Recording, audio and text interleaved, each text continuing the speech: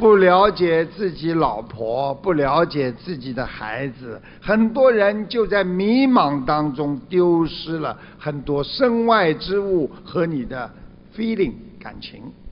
我说一个小笑话，说有一个人男的最近起来，早上起床看到枕头上总是每天晚上总有一些头发在枕头上，于是呢他在网上呢查了一下怎么样治疗脱发。正在查的时候呢，他老婆看见了，看见之后就跟他说：“哎，查什么查？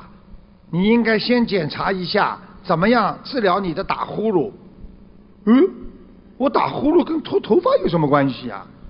你不打呼噜，你吵我的话，我揪你头发干嘛？